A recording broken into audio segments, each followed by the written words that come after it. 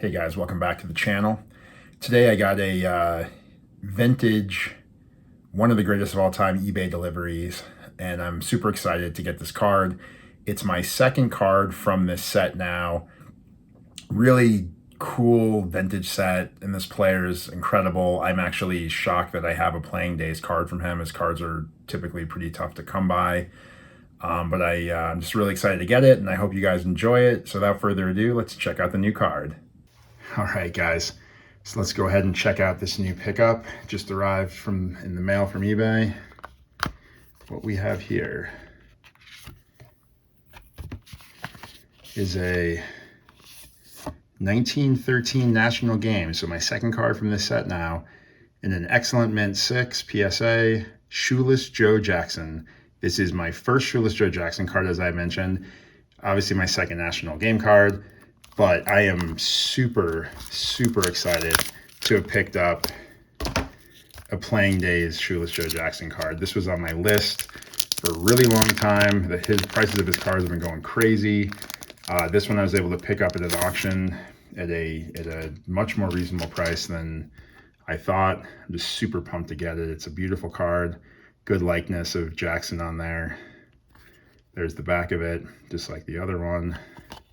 But yeah. Super pumped to get this card. Go ahead and put that there.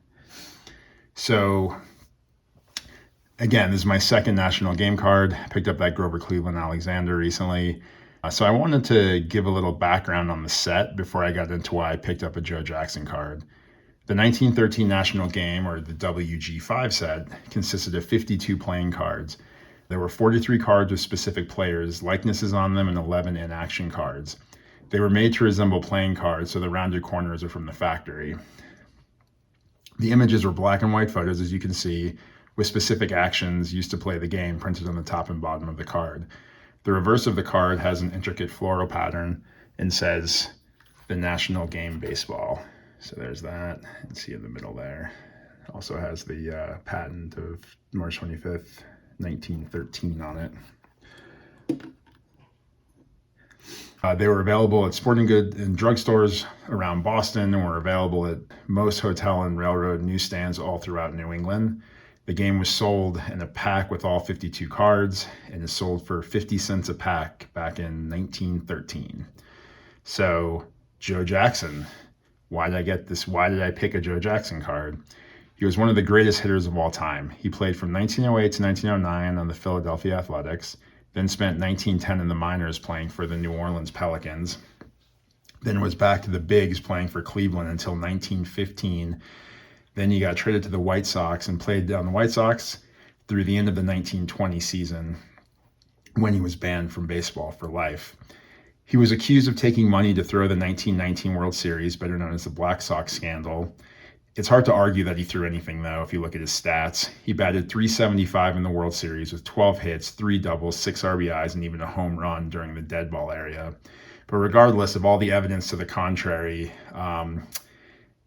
baseball decided to ban him for life, and he is not in the Hall of Fame. He got his nickname Shoeless Joe when he played in a minor league game in Greenville, South Carolina. His new cleats gave him blisters, so he went up to bat in his socks. A heckler shouted out, "You shoeless son of a gun," and the nickname stuck forever. So why was he so great? Here are his stats.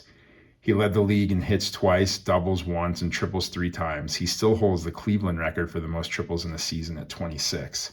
He was in the majors for 13 total seasons, but played about 9 full seasons due to injury.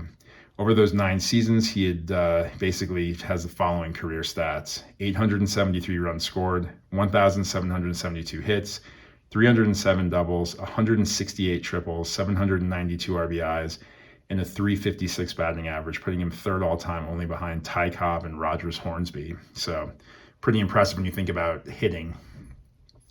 Regardless of the status of MLB in the Hall of Fame, I still consider him one of the greatest of all time. The greatest of all time, I think it's tough to argue, is Babe Ruth, was quoted with saying, "I copied Jackson's style because I thought he was the greatest hitter I had ever seen, the greatest natural hitter I ever saw. He's the guy who made me a hitter." So if anything, other than that incredible batting average he has, we can all be grateful to Shoeless Joe for doing what he did, turning Babe Ruth from a pitcher into a hitter and changing the game of baseball forever. So that's Shoeless Joe Jackson, and also a little background on the national game card. And just one more time, there's that card. It's a beaut. I love that likeness. I'm just super thrilled again to have a Playing Days Shoeless Joe Jackson card. They're tough to come by, and I'm just super excited to have this one. All right, thanks guys. All right, guys. Well, I really hope you liked the Shoeless Joe Jackson National Game card.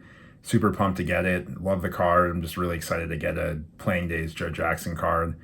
It was one of the cards on my list for the National. I couldn't find any card that worked in the price range, and this one I was able to pick up at auction at a reasonable price, so I was super pumped to get it. So hope you enjoyed. If you liked the video, please subscribe. If you're already subscribed, I appreciate your subscription. Thanks, guys. Talk to you later.